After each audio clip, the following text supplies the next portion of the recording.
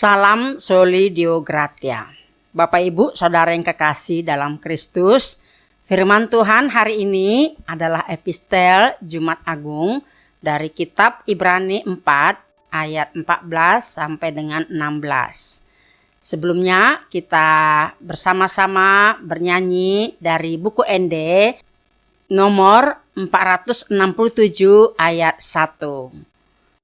Asini roham puji Allaho manobusau dipahiyas horohaku gabe sorangan muau ingananmu rohanami tondi mi manggohi pake dohot ngolunami gabe ulami. Asli rohama dihamu dohot dame nasian Tuhan debata dohot sian anakna Yesus Kristusi. Amin. Ibrani 4 ayat 14 hingga ayat 16 demikian. Karena kita sekarang mempunyai imam besar agung yang telah melintasi semua langit, yaitu Yesus anak Allah, baiklah kita teguh berpegang pada pengakuan iman kita. Sebab imam besar yang kita punya bukanlah imam besar yang tidak dapat turut merasakan kelemahan-kelemahan kita. Sebaliknya sama dengan kita, ia telah dicobai hanya tidak berbuat dosa.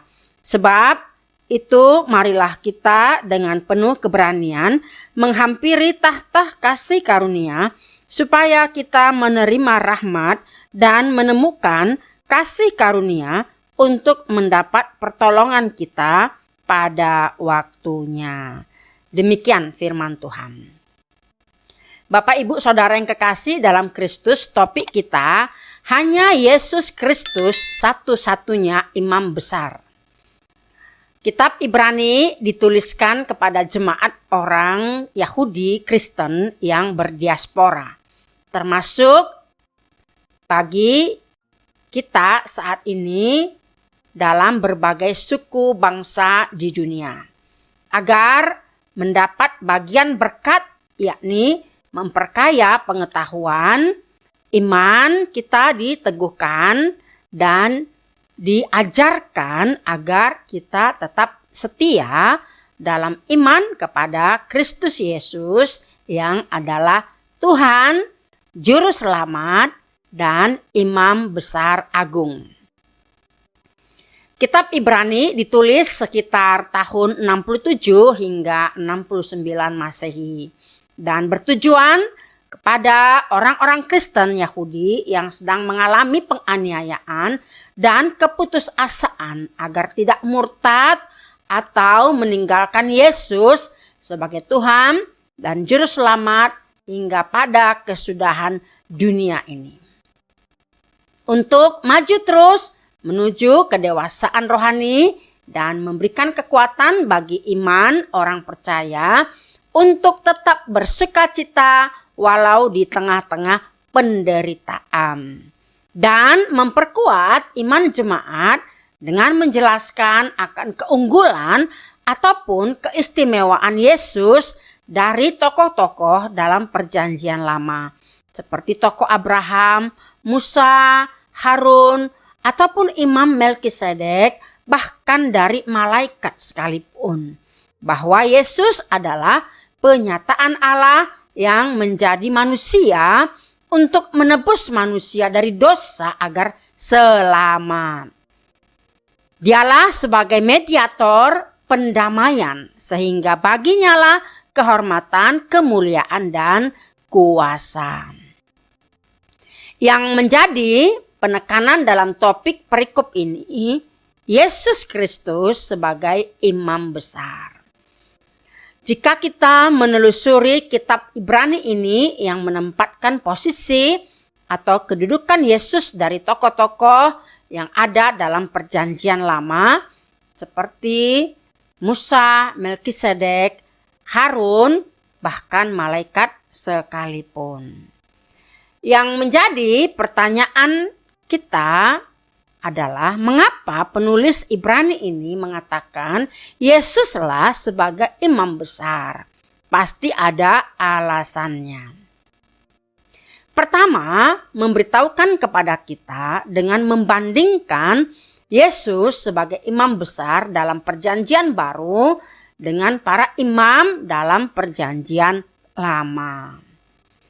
Dalam perjanjian lama, imam mempersembahkan darah domba sebagai penghapusan dosa.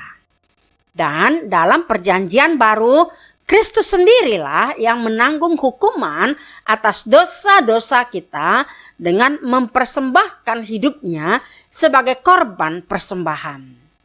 Melalui kematiannya, dia telah menggantikan diri kita dan mencurahkan darahnya dan mati sebagai pengganti orang berdosa.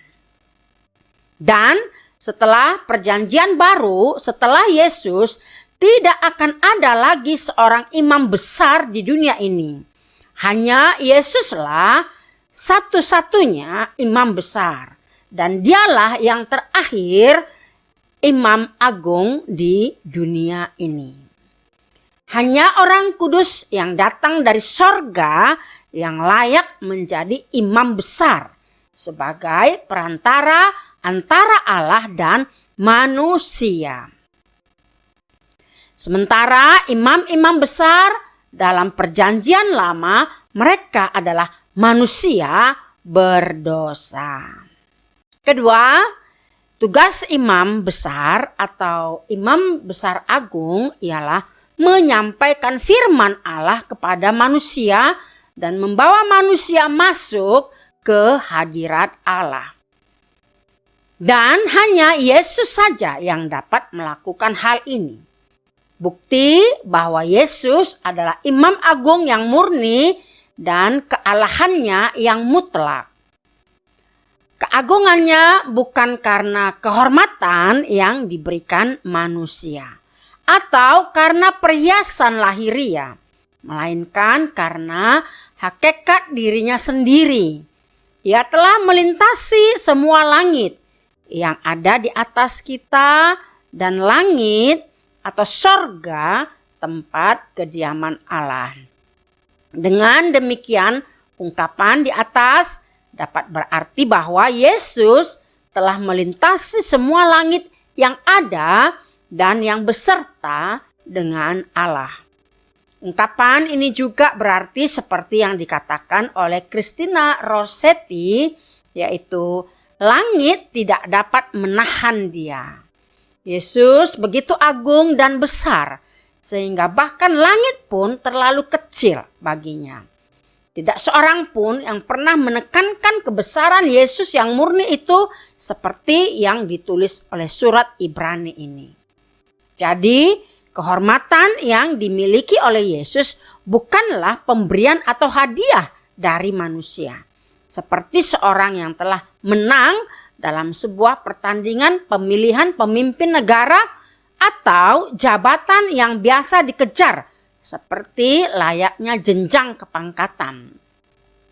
Akan tetapi kehormatan itu memang sudah melekat di dalam dirinya sebagai manusia yang kudus yang datang dari Allah. Kemanusiaan Yesus adalah kemanusiaan yang sempurna. Yesus adalah imam besar kita yang tidak pernah lupa bahwa ia turut merasakan apa yang kita alami dan semua kelemahan kita. Yesus mengalami setiap hal yang harus dialami oleh manusia. Dan ia benar-benar seperti kita dalam semua hal. Namun Yesus tidak berdosa. Dialah manusia yang kudus, yang suci, yang datang dari sorga. Apa yang sudah dialami Yesus sebagai manusia?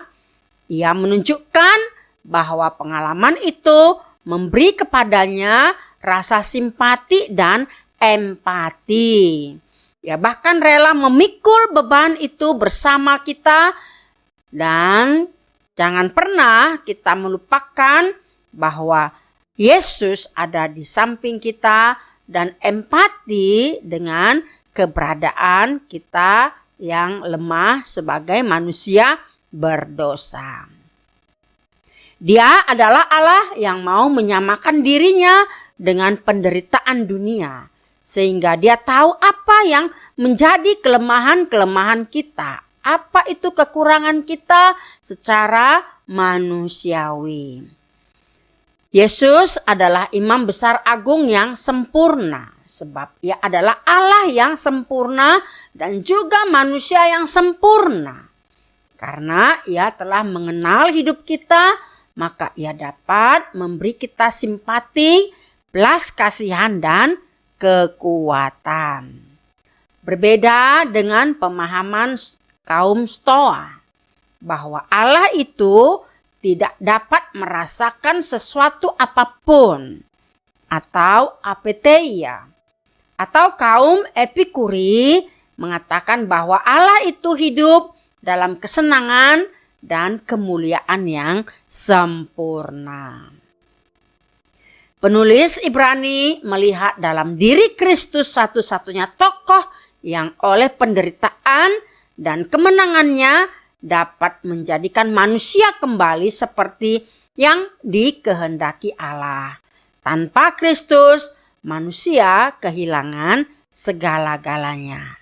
Di dalam Kristus, manusia dikembalikan kodratnya, keberadaannya menjadi manusia yang lebih berarti, berharga, dan mulia. Bapak, Ibu, Saudara yang kekasih dalam Kristus, pengalaman Yesus itulah menyatakan bahwa Allah sanggup menolong karena ia tahu semua persoalan kita, sebab ia telah mengalaminya sendiri. Bahkan ketika kita dalam penderitaan ataupun dalam pencobaan atau dalam sakit penyakit ataupun dalam hal-hal yang menakutkan, bahwa Yesus senantiasa menyertai dan membimbing kita. Yesus membawa Allah kepada manusia, yaitu dirinya, dan dapat membawa manusia kepada Allah. Luar biasa ya.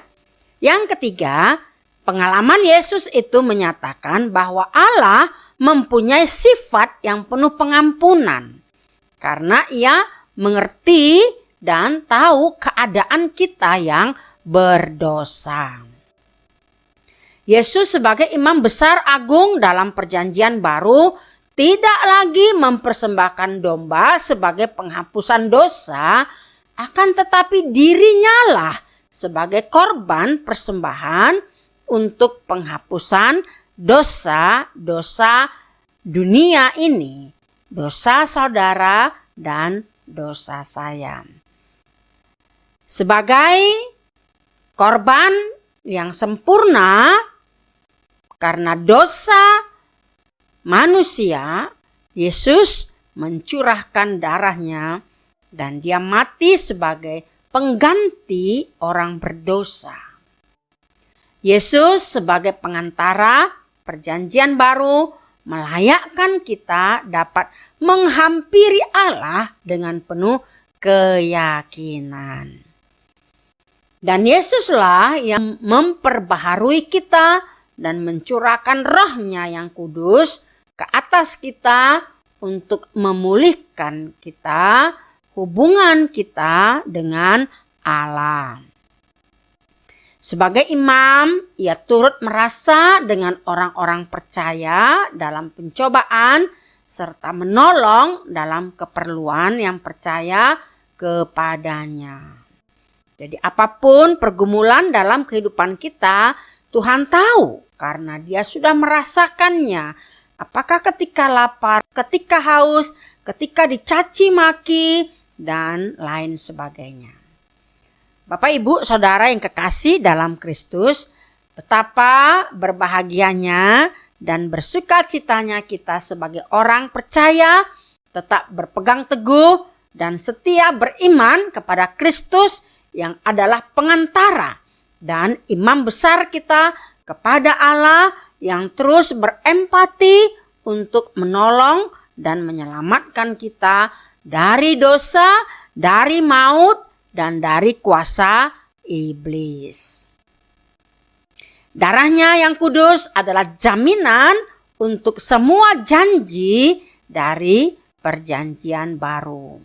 Kuasa dari darah Kristus yang menyelamatkan, mendamaikan, dan menyucikan itu senantiasa tersedia untuk orang-orang pada waktu mereka menghampiri Allah melalui Kristus.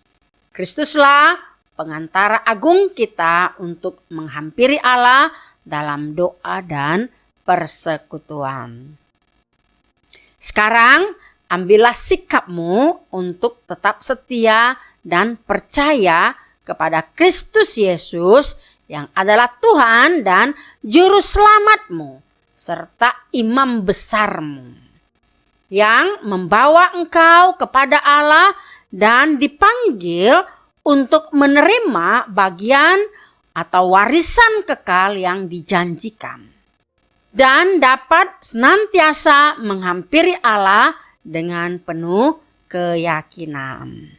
Percaya Yesus yang di sorga di hadapan Allah untuk memberikan kasih karunia-Nya kepada kita yang percaya.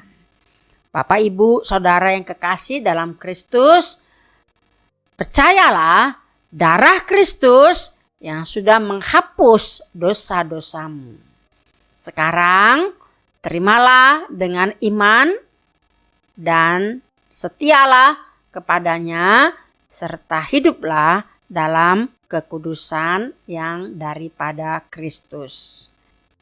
Pada waktu Jumat Agung yang akan datang, marilah kita mempersiapkan diri menyambut sukacita besar menerima perjamuan kudus yang olehnya darah Kristus mengampuni dosa kita dan kita beroleh sukacita yang daripadanya. Amin. Kita berdoa. Kristus Tuhan kami, terima kasih atas kasih-Mu yang begitu besar telah mengorbankan diri bagi kami menjadi tebusan.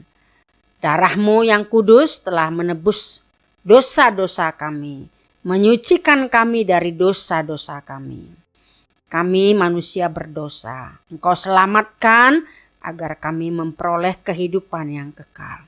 Terima kasih Tuhan, Engkau adalah imam besar agung kami.